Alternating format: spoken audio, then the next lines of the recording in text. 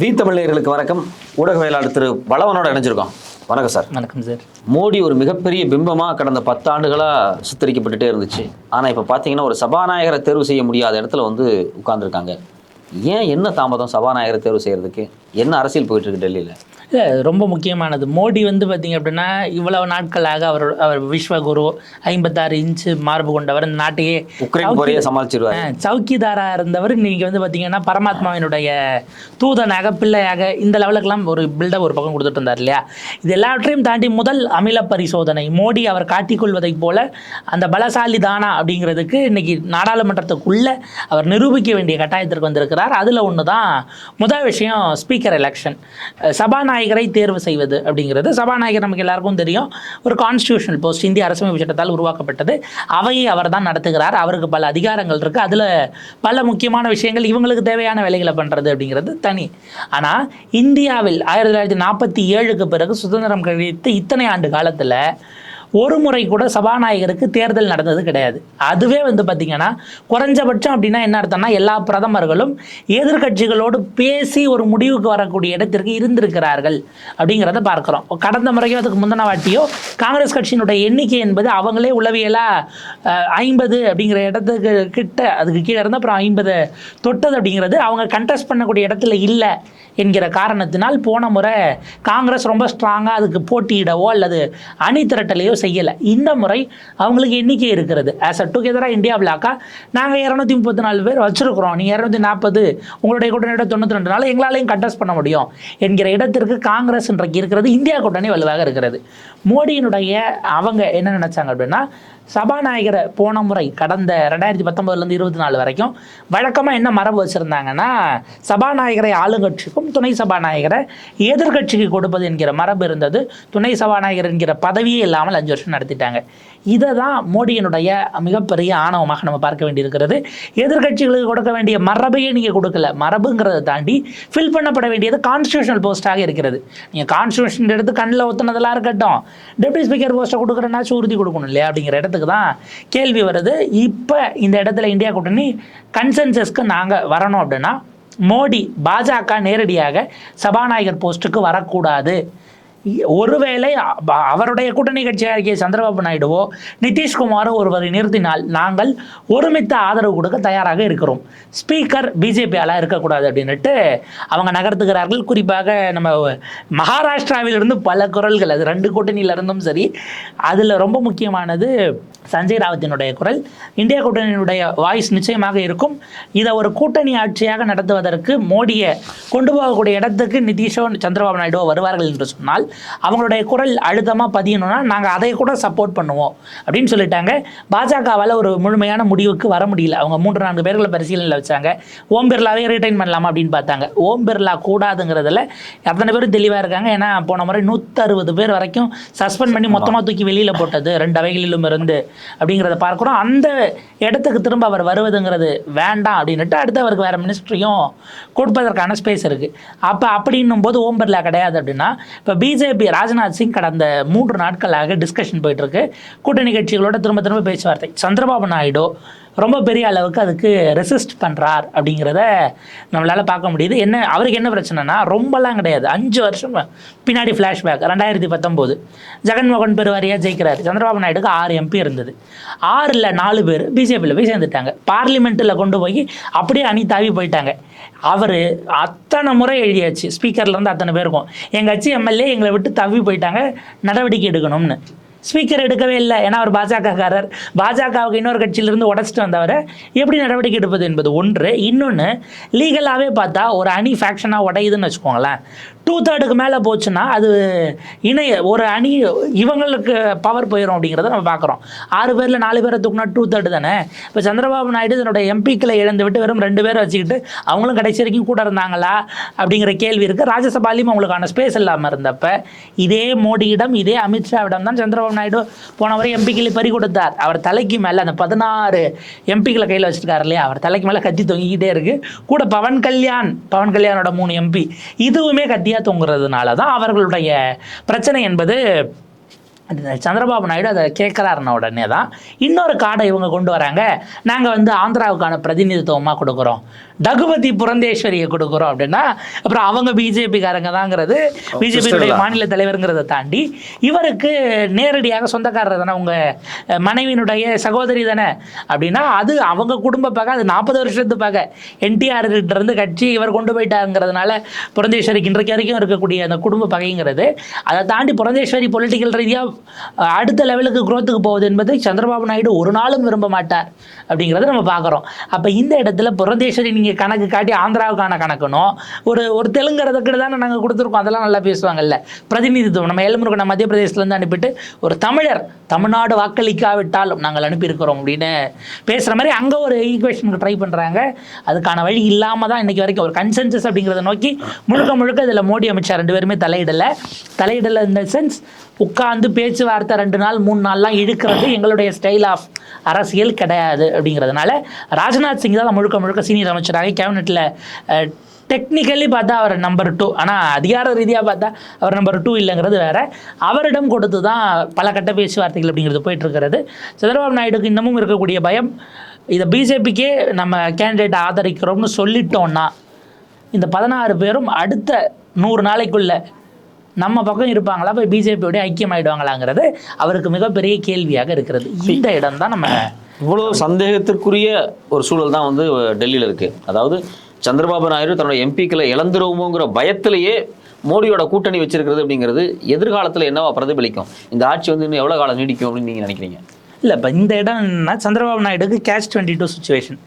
அவருக்கு ஒரே விஷயம், மாநிலத்தில் நம்ம பாஜகவை நம்பி எம்எல்ஏ கவுண்டில் சொல்கிறேன் நம்ம இல்லை, அது வரைக்கும் இவங்க தொல்லை இல்லாத வரைக்கும் பரவாயில்ல அப்படின்னு ஒரு விஷயத்தை பார்க்குறாரு. ஆனால் மோடி திடீர்னு ஒரு புது விதமாக பவன் கல்யாணோட காட்டக்கூடிய நெருக்கம் என்பது கூடுதலான சந்தேகத்தை கிளப்பக்கூடியதாக இருக்கிறது.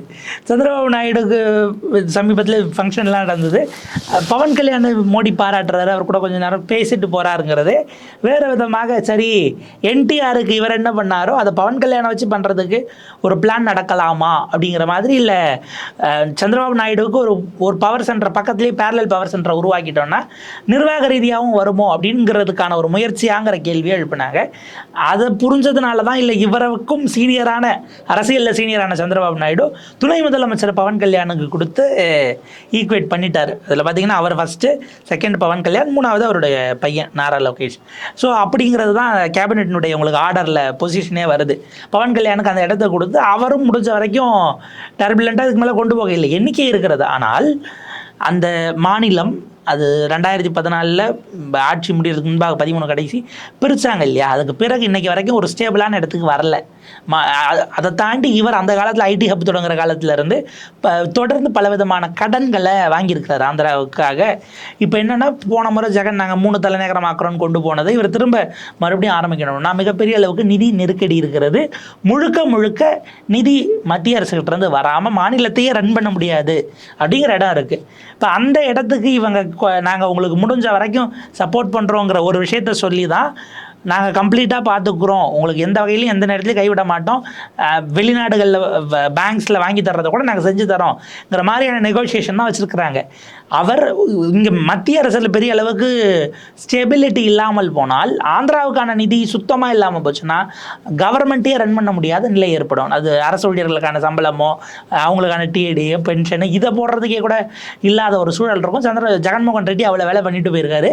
இப்போ சமீபத்தில் அவருடைய அந்த அரண்மனை மாதிரியான வீட்டெல்லாம் எடுத்து வீடியோவாக பரப்பிட்டு இருந்ததையும் பார்க்குறோம். அப்போ அந்த இடம் தான் அவருக்கான ஒரு குளறுபடியாக இருக்குது. அட்லீஸ்ட் எம்பிக்கள் போனால் ஒழிஞ்சிட்டு போகிறாங்க, இங்கே ஸ்டேபிளாக இருந்தா அப்படிங்கிற லெவலுக்கு அவர் இப்போதைக்கு யோசிச்சுட்டு இருக்கிறாரு. அவருடைய இன்னொரு விஷயம் கவனிக்கணும், அவர் இப்போ பெயிலில் தான் வெளியே இருக்கிறார். அமலாக்கத்துறை நினைத்தால் எந்த கேஸ்லையும் நாங்கள் இதை வந்து இது பிரசிடென்ட்ஸ் அஃபென்ஸ்னு எடுத்து உள்ளே வருவோங்கிற மாதிரியான முயற்சிகளை செய்யாமல் இருப்பார்கள் நம்ம சொல்ல முடியாது அப்படிங்கிற ஒரு ஆங்கிளும் இருக்குது. அப்போ அந்த வகையில் சந்திரபாபு நாயுடு எனக்கான பவுண்டரிக்குள்ளே நான் இருக்கேன், இதுக்குள்ளே இருந்து நான் பார்த்துக்கிறேன் அப்படின்னுட்டு ஒரு மினிமல், அதாவது இப்போதைக்கு கிட்டத்தட்ட ஒரு காமன் மினிமம் ப்ரோக்ராம் மாதிரி சில கேரண்டிஸ் மோடி அமித்ஷாவிடமிருந்து சந்திரபாபு நாயுடுக்கு கொடுக்கப்பட்டிருக்கிறது. அதுக்குள்ளே நெகோசியேஷன் போயிட்டுருக்கு. அது முழுக்க முடிஞ்சாதான் அது எப்படி இருக்க போகுது அப்படின்னு தெரியும். சந்திரபாபு நாயுடு இப்போதைக்கு எம்பிக்களை பற்றி கவலைப்படாமல் மாநிலத்தில் ஆட்சி நடத்துறதுக்கானது தான் பிரதான பிரச்சனையாக இருக்குது. இன்னும் ஒரு ஆண்டுகளுக்கு உள்ள இன்னும் சில மாநிலங்களில் வந்து தேர்தல் வரப்போகுது, எம்எல்ஏ எலெக்ஷன்ஸ் வரப்போகுது. ஒரு 4-5 ஒரு 1 year 1.5 yearsக்குள்ள வரப்போகுது. அதில் குறிப்பாக பீகார் கூட வருங்கிறாங்க. பின்னாடி டெல்லியெல்லாம் இருக்காது. டெல்லியெல்லாம் இருக்குது. ஏன்னா இப்போ வந்து எலக்டோரல் ரிவிஷன்ஸில் வந்து எலெக்ஷன் கமிஷன் ரொம்ப தீவிரமாக இருக்காங்க. இந்த தேர்தலை மையமாக வச்சு பீகாரில் ஏதாவது கால்குலேஷன்ஸ் நடக்குமா? நிதிஷ் ஃபேக்டர்ஸ் ஏதாவது ஒர்க் ஆகுமா? அதாவது மோடிக்கும் நிதிஷுக்கும் இடையில் இருக்கக்கூடிய உறவு அப்படிங்கிறது இந்த தேர்தலை மையமாக வச்சு விரிசல் அடையுமா, பலமடையுமா? இல்லை இந்த தேர்தலில் காங்கிரஸ் கூட்டணி இல்லை காங்கிரஸ் கூட்டணின்னு சொல்கிறத விட தேஜஸ்வியோடைய கிரேஸில் தேஜஸ்வி வந்து ஒரு பெரிய மெஜாரிட்டியில் அங்கே ஜெயிக்கிறாருன்னு வச்சுங்களேன் எங்கள் பீகாரில், இது என்னவாக மாறும்? இந்த சூழல் என்னவாக மாறும் நீங்கள் யோசிக்கிறீங்க? இல்லை, இப்போ இதில் நம்ம கவனிக்க வேண்டியது, மோடியை நம்ம கடந்த 10 ஆண்டுகளாக அவர் பிரதமர் ஆன பிறகு பார்த்துருக்கோம். குஜராத்தில் இருந்த சமயத்தில் பெரிய அளவுக்கு விவரம் தெரியாதவங்களுக்கு மற்ற ஸ்டேட் பாலிடிக்ஸ் பார்த்துருக்க மாட்டாங்க. இந்த 10 ஆண்டுகளில் நீங்கள் அவருக்கான கேமரா ஃபோக்கஸ் அத்தனை விஷயத்தில் என்றைக்குமே அவர் மட்டும்தான் சென்டர் ஆஃப் த ஃப்ரேமாக இருப்பார். இப்போ சமீபத்தில் ஒரு வீடியோ வைரல் ஆகிட்டு இருந்துச்சு. மோடி அப்படி வந்து சேரில் உட்காந்துருக்காரு, ஒரு விரலை பிடிச்சி மை வச்சுருக்கான்னு நிதிஷ் பார்க்குற மாதிரியான ஒரு வீடியோ வந்தது. அவர் அந்த ஃப்ரேமுக்குள்ளேயே யாரும் இருக்க மாட்டாங்கங்கிற மாதிரியான விஷயங்களை நம்ம ரொம்ப நாளாக பார்த்துருக்குறோம். இதுவே ஒரு கெஸ்டராக நம்ம பார்க்கும்போது எடுத்து ஓட்டு போட்டிருக்காப்புல இவருன்னுட்டு பிரதமருடைய விரலை பார்த்தது அப்படிங்கிற மாதிரியான விஷயம் போச்சு இல்லையா?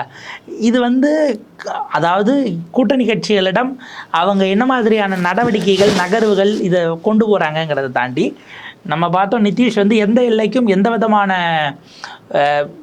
எண்ணத்திற்கும் வடிவத்திற்கும் வண்ணத்திற்கும் மாறக்கூடியவர். நாடாளுமன்ற மைய மண்டபத்தில் மோடியினுடைய காலில் அவர் விழுந்தார், நம்ம பார்த்தோம். இப்போ இந்த இடம் என்ன அப்படின்னா, அவருக்கு மீதி இருக்கிற, அதாவது எனக்கு பீகார் மக்கள்கிட்ட ஒரு விஷயம் இன்றைக்கி வரைக்கும் புரிஞ்சிக்க முடியல. நமக்கெல்லாம் கடந்த காலத்தில் ஒரு முறை ஓட்டு போட்டு 3 முதலமைச்சர்கள் வந்திருப்பாங்க. ஒருவர் இறந்துருப்பார், இன்னொருத்தவங்க ஜெயிலுக்கு போயிருப்பாங்க, இல்லை ராஜினாமா பண்ணிட்டுன்னு பார்த்துருக்கோம். ஒரு முறை ஓட்டு போட்டு ஒரே ஆளே 3 முறை முதலமைச்சராக பொறுப்பேற்கக்கூடிய வாய்ப்பு அந்த மனிதருக்கு மீண்டும் ஒரு முறை பார்லிமெண்ட் எலெக்ஷனில் ஓட்டு போடுறாங்க அப்படின்னா ஒரு வேளை அது உள்ள என்னவா புரிஞ்சிக்க வேண்டியிருக்கிறது. ஏன்னா அந்த முறை பெரிதும் எதிர்பார்க்கப்பட்டது பீகார். கேஸ்ட் சர்வே அவங்க ரிலீஸ் பண்ண பிறகு பெரிய அளவுக்கு இந்தியா கூட்டணிக்கு அது கொண்டு போயிருக்கும் அப்படிங்கிற அந்த இதை உடைத்து காட்டியிருக்கிறார் நிதிஷ். அந்த வகையில் நிதிஷ் இந்த எலெக்ஷன் பார்லிமெண்ட் எலெக்ஷனில் அவர் பண்ணியிருப்பது என்பது பீகாரில் எனக்கு ஹோல்டு இருக்கு, நான் முடிவு பண்ணக்கூடிய இடத்துல இருக்கேன் அப்படிங்கிறத சீட்டு மூலயமா ப்ரூவ் பண்ணியிருக்கார். இப்போ அவருக்கு கேபினெட்டுக்குள்ளே அவருக்கு அடுத்து டெபுட்டியாக 2 பேர் இருக்கிற அதுலேருந்து முக்கிய துறையிலெல்லாம் பாஜக கிட்ட தான் இருக்குது. அடுத்த 1.5 ஆண்டுகள் இருக்கணும். இதில் அவங்களுடைய ஃப்ரிக்ஷன்ஸ் எப்படி செட் ஆகுதுங்கிறத நம்ம பார்க்க வேண்டிய தேவை இருக்கிறது.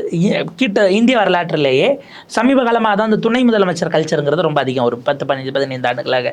அதில் துணை முதலமைச்சருக்கு மிக பெரும்பாலும் கூட்டணி கட்சிக்கு தான் கொடுப்பாங்கன்னா அதில் வந்து பார்த்திங்கன்னா டம்மியான இலாக்காக்களை தான் கொடுப்பாங்க. ஒரு சுற்றுச்சூழல் இல்லை ஏதாவது ஒரு அர்பன் டெவலப்மெண்ட் இந்த ரேஞ்சுக்கு தான் இருக்கும். நிதித்துறையை கொடுத்தது அப்படிங்கிறது பீகாரில் தான் இருந்தது. அதுக்கு பிறகு இப்போ அஜித் பவார் கொடுத்துருக்காங்கன்னு வச்சுக்கோங்களேன். அது என்ன அர்த்தம்னா, முதலமைச்சராக இருக்கக்கூடியவர்கள் ஸ்ட்ராங்காக இல்லைன்னா துணை அந்த கட்சி பேக்கில் இருக்கிறவங்க அவங்களுக்கான இது போகுது அப்படிங்கிற இடத்துல தான் அதை எடுக்கிறாங்க. இந்த முறை பீகார் எலெக்ஷனுக்கு போகும்போது அடுத்து கூடுதல் 1.5 ஆண்டுகள் அப்படிங்கிறதும் டபுள் என்ஜின் சர்க்காராக தான் அவங்க போவாங்க. கூட்டணி தொடர்கிற பட்சத்தில் நிதிஷ்க்கு வர வாய்ப்பு இல்லை, நிதிஷ் வெளியில் போவார் அப்படின்னு நினைத்தால் அவர் கட்சியவே கொண்டு வந்து ஷிண்டே மாதிரி ஒரு ஆள் கிளம்பி வந்து இங்கே இணைச்சி சின்னத்தை வாங்கிடுவார். அதுக்கு மோடி தயாராக இருப்பார் என்பது நிதிஷுக்கும் தெரியும். 2025 வரக்கூடிய பீகார் தேர்தலில் பெரும்பாலும் கூட்டணி மாற்றம் இல்லாமல் சிறு சிறு கட்சிகள் இங்கே அங்கே போகலாம். சிராக் பஸ்வானுக்கு மத்திய அமைச்சர் பதவி கொடுத்து தூக்கிட்டாங்க. ஸோ நிதிஷ் மட்டும் தனியாக போனால், நிதிஷ் மட்டும் தான் தனியாக போனோம், கட்சியில் வேறு யார் வருவாங்க அப்படிங்கிற இடத்த உருவாக்குவதற்கு மோடி துணிவாருங்கிறது தெரிஞ்சதுனால அப்படி தான் போவாங்க. இப்போ இதை தேஜஸ்வி எப்படி கேபிட்டலைஸ் பண்ண போகிறாரு? லாலுனுடைய அறிவுரை, ஏன்னா இப்போ அவருக்கு ரொம்ப வயதாகிடுச்சு. இந்த இதிலே அவர் நிறைய கூட்டங்கள் பேசினார். அதை தாண்டி அவங்க கிரவுண்டில் எங்கெல்லாம் மிஸ் ஆச்சுங்கிறத உட்காந்து பார்த்தாங்கன்னா தான், கோர்ஸ் கரெக்ஷன் பண்ணாங்கன்னா தான் அடுத்த எலெக்ஷனுக்கு வர முடியும். ஆனால் கம்பேரிட்டிவ்லி ஒரு இளைஞராக இருந்து அவர் சொல்கிறார், நாங்கள் இத்தனை கோடி வாக்குகள் வாங்கியிருக்கோம், 1 கோடி வாக்குகள் வாங்கியிருக்கோம், அது எங்களுக்கான வாக்கு தான், நாங்கள் சீட்டு குறைந்தாலும் கூட 5 சீட்டு தான் வந்துச்சுன்னு நினைக்கிறேன், சீட்டு குறைந்தாலும் கூட நாங்கள் அடுத்து திரும்ப மக்கள்கிட்ட தான் போவோம் அப்படிங்கிற மாதிரியான விஷயங்களை வெளிப்படுத்துகிறாரு. அதே போல் அன்எம்ப்ளாய்மெண்ட் அது சார்ந்த விஷயங்கள் மற்றதெல்லாம் கூட கன்சிஸ்டண்ட்டாக பிச் பண்ணிகிட்டு இருக்காருங்கிறத பார்க்குறோம். கூட்டணிக்குள்ளே இருக்கும்போது நிதிஷால் தனித்து எந்த முடிவும் எடுக்க முடியாது என்பது ஒன்று. அப்போ எடுக்கிற முடிவிலையும் பிஜேபி கிரெடிட் வாங்கிட்டு ஃபுல் இது அவருக்கு கொண்டு போய் சேர்க்காது. பிரதமர் பிரச்சாரத்துக்கு வரும்போது சைடில் தாமரையை பிடிக்க விட்டு தான் கூப்பிட்டு போனாங்க நிதிஷ்குமாரை. இதை எப்படி தேஜஸ்வி கேபிட்டலைஸ் பண்ண போகிறார் அப்படிங்கிறது கடந்த எலெக்ஷன்லேயும் கூட ஃபர்ஸ்ட் லார்ஜஸ்ட் பார்ட்டி தேஜஸ்வியினுடைய இதுதான், ராஷ்ட்ரிய ஜனதா தள் தான். அவங்களோட ஒரு சீட்டு கம்மி பிஜேபி அப்படிங்கிறது நம்ம பார்க்குறோம். அப்போ இன்னமும் கூட தனித்து வரக்கூடிய இடத்துக்கு ஸ்பேஸ் இருக்கிறது. பல காரணங்களால் அது கேபிட்டலைஸ் ஆகல. அது காரணம் 3 கவர்மெண்ட் மாறிட்டதுனால எதை யார் பண்ணான்னு யார் சொன்னாலும் மக்கள் இவர் தான் பண்ணியிருப்பாரா இல்லை அந்த கவர்மெண்ட் பண்ணியிருக்குமா, முதலமைச்சர் ஒருத்தர் தானேங்கிற இடத்துல பல குழப்பங்களுக்குள்ளே இருந்திருப்பாங்க. அதை தாண்டி இந்த முறை அக்ராஸ் த கேஸ்ட் லைன்ஸ், இவங்க சோஷியல் இன்ஜினியரிங் சொல்கிறாங்க இல்லையா, அப்படியான விஷயங்களை தேஜஸ்வி பண்ணதில் எங்கே மிஸ் ஆச்சு. ஏன்னா உங்களுக்கு அகிலேஷ் அந்த பக்கம் நான் யாதவ் ஓபிசிஸை பிரதானப்படுத்தி இருக்கிறார், தலித்ஸை பிரதானப்படுத்தி இருக்கிறார், ட்ரைபல்ஸ்க்கான இது அப்படிங்கிறதெல்லாம் அந்த ஈக்குவேஷன் பண்ணார் இல்லையா. அதை மாதிரி இங்கே கரெக்டாக பண்ணியிருந்தாங்களாங்கிறதையும் நம்ம கொஞ்சம் ஸ்டடி பண்ணணும். திரும்ப அவங்க வருகிற பட்சத்தில் நிதிஷ் ஒருவேளை முரண்டு பிடிக்க நினைத்தால் அவர் கட்சி அவரிடம் இருக்காது என்பது நிதிஷ்குமாருக்கும் தெரியும். மோடி எந்த எல்லைக்கும் போவாருங்கிறதும் அவருக்கு தெரியும். இப்போ இதில் இன்னொரு கேள்வி என்ன அப்படின்னா, இப்போ நான் தேஜஸ்வி வந்து அவர் எம்எல்ஏ எலெக்ஷனில் அவர் ஒரு பெரும்பான்மை பெற்று அவர் முதலமைச்சராக வரும்போது நிதிஷ் கூட இருக்கவங்களுக்கு ஒரு பெரிய ஆதரவு இல்லைல்ல. என்னதான் இருந்தாலும் ஒரு சிலவங்களுக்கு மினிஸ்டர் போஸ்ட் கிடைச்சிக்குமே தவிர மற்றபடி நம்ம வந்து இவ்வளோ தூரம் போல்டாக போய் பிஜேபிக்கு ஆதரவு கொடுத்து நமக்கு ஒரு பெரிய செல்வாக்கு இல்லை. நம்ம தேஜஸ்விக்கு ஆதரவு கொடுத்தா ஒரு 2 மினிஸ்டர் போஸ்ட் கிடைக்கணும், ஒரு குரூப் கிளம்பி இந்த பக்கம் வர்றதுக்கு வாய்ப்பு இருக்கா இல்லையா? இல்லை கரெக்டாக நீங்கள் எலெக்ஷனில் சில அரசியல்வாதிகளை நீங்கள் எப்பயுமே எடுத்துக்கலாம். இந்த மழை வர்றது மயிலுக்கு தெரியுமாங்கல்ல, அந்த மாதிரி ஆட்சி மாற்றம் வருவதற்கான அறிகுறி இருந்ததுன்னா சில கட்சிகள்லாம் கூட்டணிக்கே கூப்பிடலான்னு போய் நாங்கள் நிபந்தனையற்ற ஆதரவுன்னு கிளம்பி போயிடுவாங்க. அந்த மாதிரி சில அரசியல்வாதிகள் இருப்பார்கள். அவங்க காலங்காலமாக இருந்துட்டு தான் இருக்காங்க அப்படிங்கிறத பார்க்குறோம். ஜெகதீஷ் ஷெட்டர் நம்ம எடுத்துக்கலாம், கர்நாடகாவினுடைய முன்னாள் முதலமைச்சர். போன சட்டமன்ற எலெக்ஷனுக்கு முன்னாடி அங்கே சீட்டு கொடுக்கல, 75 வயசை கிராஸ் பண்ணிக்க முடியாதுன்ட்டாங்க. அவர் என்ன பண்ணார், பிஜேபியிலேருந்து முன்னாள் முதலமைச்சர் விலகி காங்கிரஸ் வந்தார், சீட்டு கொடுத்துட்டாங்க, நின்று தோற்று போயிட்டார். பட் அவருக்கு ஒன்று தெரிஞ்சிருக்கு, இங்கே இருந்து நம்ம விலகி ஆகணும், ஏன்னா அவங்க ஜெயிக்கிற மாதிரியான சூழல் இருக்குன்னு தெரிஞ்சு பல்ஸ் பிடிச்சி வந்தார். முடிஞ்சு அவர் என்ன பண்ணாங்க, எம்எல்சி அனுப்புனாங்க. என்னென்ன வந்துட்டார் ஒரு மூத்த தலைவர் முன்னாள் முதலமைச்சர்னு, எலெக்ஷனில் தோற்று போயிட்டார். ஆனால் எம்எல்சி அனுப்பி மேலே வைக்க அனுப்புனாங்க. இப்போ 2024 நாடாளுமன்ற தேர்தலுக்கு முன்னாடி அப்படியே போய் இதை அப்படியே விட்டுட்டு அங்கே தாவி திரும்ப பிஜேபி போயிட்டார். அந்த சிலருக்குலாம் இது வரப்போகுதுன்னு தெரியுது இல்லை. அந்த மாதிரி பல்ஸ் இருக்கக்கூடியவர்கள் கட்டாயம் அந்த ஷிஃப்ட் அப்படிங்கிறது நடக்கும். இன்னும் முக்கியமான விஷயம், இப்போ பார்லிமெண்ட் எலெக்ஷனில் அஃப்கோர்ஸ் சீட்ஸ் வாங்கியிருந்தாலும் கூட நிதிஷ்குமாருடைய கட்சி அதே தான் உத்தவ் தாக்கரேக்கும் நடந்தது. சீட் ஷேரிங்கில் 2 பேரும் போன முறை ஈக்குவல் சீட்ஸில் தான் நிதிஷும் பிஜேபியும் போட்டிட்டது. ஆனால் இவங்க 50 தான் வாங்கினாங்க, அவங்க 80 வாங்கினாங்கிறது இருக்கு இல்லையா. ஓட் டிரான்ஸ்ஃபர் இவங்களுக்கு அவங்களுக்கு போன மாதிரி அவங்களுக்கு நடந்திருக்காங்கிறதும் உள்ளடி வேலைகள்ங்கிறதும் இதெல்லாம் பலதை பார்க்கும்போது நிதிஷ்க்கு இந்த முறை சீட்ஸையே குறைக்கிறதுக்கு நீங்கள் போன முறை 50 தானே ஜெயிச்சிருந்த, நான் எங்கள் 80 வச்சு தானே நின்னும் போது உடனே நாங்கள் சீட்டை குறைச்சி தான் கொடுப்போம்னு போனால் அப்போ என்ன கால் எடுக்க போகிறாங்கங்கிறது ரொம்ப முக்கியம். ரொம்ப அது இனிஷியல் கட்ட டாக்ஸ் இப்போதைக்கு இம்மீடியட்டாக காலியாகிற மாதிரி இருக்கிறது மகாராஷ்டிரா. அங்கே தான் ரொம்ப அதிகமாக புகை வருது. ஏன்னா இன்னும் 4 மாதம் ஒன்று பார்த்தீங்களா, ஒரே நாடு ஒரே தேர்தல் அப்படி இப்படின்லாம் நாங்கள் தைரியமாக மகாராஷ்டிராவில் அவங்க ஆட்சி தானே, கூட்டணி ஆட்சி தானே, கல்லஸ்ட்டு நாங்கள் 24 எலெக்ஷனோட சேர்ந்து வரணும், அவங்களால வர முடியல பார்த்தீங்களா. அவங்களே அந்த லெவலில் தான் உபதேசம் எல்லாம் ஊருக்கு அப்படிங்கிற இடத்துல தான் இருக்காங்க. உங்களுடைய நேரத்துக்கு விரிவான கருத்துக்கு நன்றி. நன்றி.